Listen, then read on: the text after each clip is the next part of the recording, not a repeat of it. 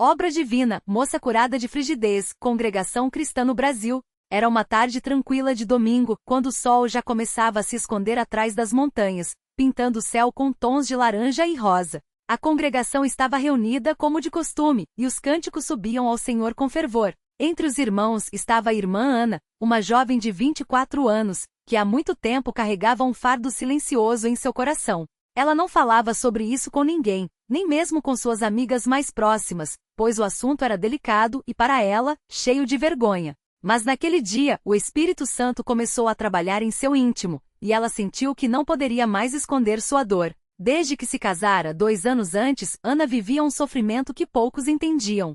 Ela amava seu marido, o irmão Pedro, um homem temente a Deus, trabalhador e cheio de bondade. Ele a tratava com carinho, respeitava-a e sempre buscava fazer o melhor para o lar. No entanto, havia algo que os afligia profundamente. Ana não sentia prazer na intimidade do casamento. Não era falta de amor nem desinteresse por Pedro. Era algo físico, uma espécie de bloqueio em seu corpo que a impedia de responder como uma esposa deveria. Os médicos chamavam aquilo de frigidez, uma palavra fria que não descrevia nem de perto a angústia que ela sentia. As noites eram as piores. Enquanto Pedro, com paciência e respeito, tentava se aproximar, Ana sentia o corpo se fechar, como se uma parede invisível a impedisse de se entregar por completo. Não eram dores físicas, mas uma ausência total de sensibilidade, como se algo dentro dela estivesse morto. Ela chorava em silêncio, pedindo a Deus que a perdoasse por não conseguir ser a esposa que o marido merecia. Pedro, por sua vez, também sofria. Ele nunca a pressionou, nunca a culpou,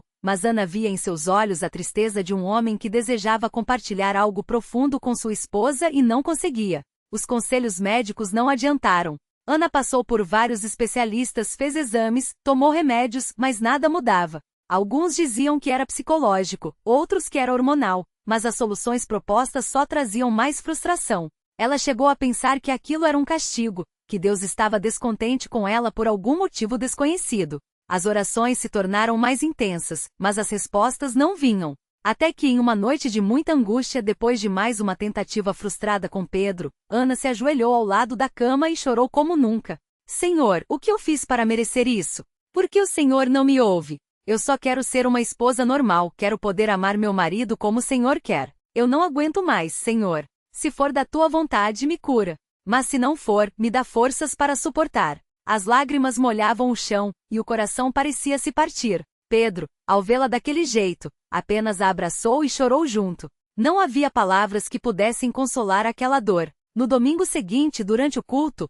o irmão que presidia falou sobre a fé que move montanhas. Ele leu passagens que falavam do poder de Deus para transformar o impossível em possível. Ana ouvia com atenção, mas uma voz dentro dela dizia: isso não é para você. Seu problema é pequeno demais para Deus se importar.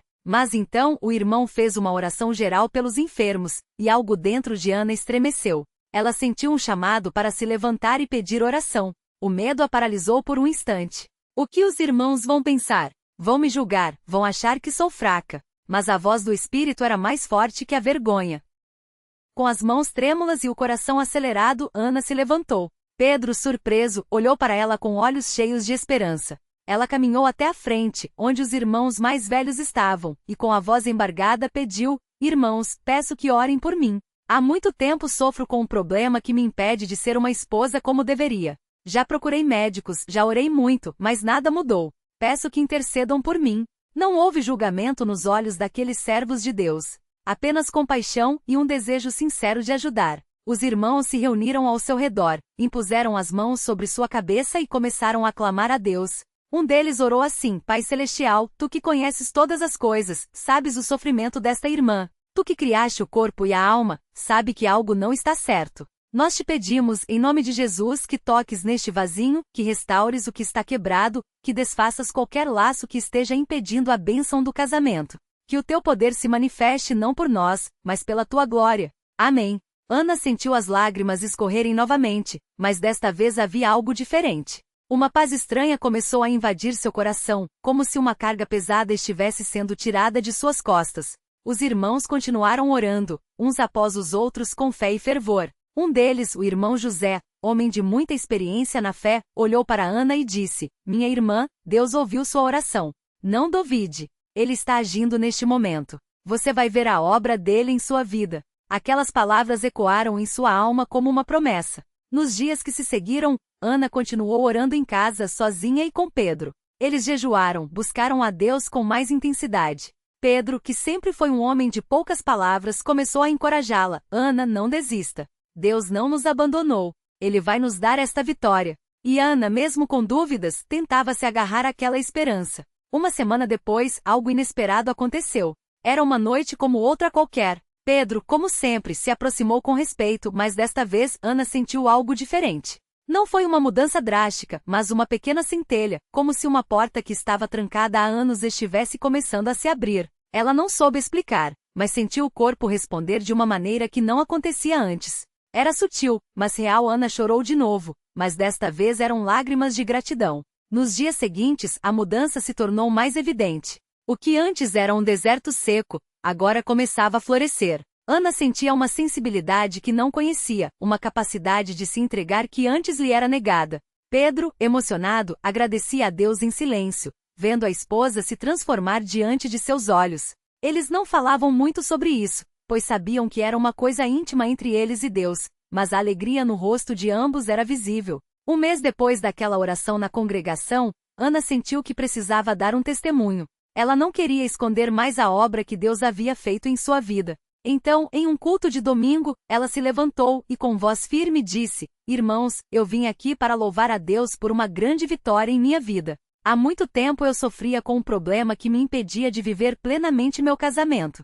Já havia perdido a esperança, mas Deus, em sua misericórdia, ouviu minhas orações e as dos irmãos. Ele me curou. Não foi através de médicos, não foi através de remédios, mas pelo seu poder. Hoje sou uma mulher livre, uma esposa realizada, e tudo isso é obra dele. Glória a Deus! O culto se encheu de aleluias. Muitas irmãs que também passavam por lutas silenciosas se emocionaram. Algumas até se aproximaram depois para pedir que Ana orasse por elas. Pedro, ao lado da esposa, apenas sorria, agradecido. Deus não só havia curado Ana, mas havia restaurado a alegria do lar deles. Os anos se passaram, e Ana nunca esqueceu daquele dia em que Deus interveio em sua vida. Ela e Pedro tiveram filhos, e o casamento se tornou um exemplo de amor e fidelidade. Sempre que alguém lhe perguntava como havia sido curada, ela respondia com simplicidade: foi Deus. Só Ele poderia fazer isso. Eu não tinha mais forças, não tinha mais esperança, mas Ele nunca me abandonou. Quando menos esperava, Ele agiu. Hoje, Ana olha para trás e vê como Deus foi fiel. Não foi um caminho fácil. Houve noites de choro, dias de desânimo, momentos em que pensou em desistir. Mas Deus, em sua sabedoria, escolheu o tempo certo para agir. Ele não só curou seu corpo, mas também renovou sua fé. Ela aprendeu que às vezes, as lutas mais dolorosas são aquelas que Deus usa para nos aproximar dele, para nos mostrar que sua graça é suficiente. E assim, este testemunho fica registrado não como uma história de vitória humana, mas como um sinal do poder de Deus. Ele ainda opera milagres. Ele ainda ouve o clamor dos seus filhos. Ele ainda restaura o que está quebrado. Que este relato sirva de encorajamento para quem está passando por provações, para que saiba, Deus não esqueceu de você. Ele está agindo, mesmo que você não veja. Basta confiar. Basta persistir na oração. Porque no tempo dele, a resposta virá. E será uma obra divina.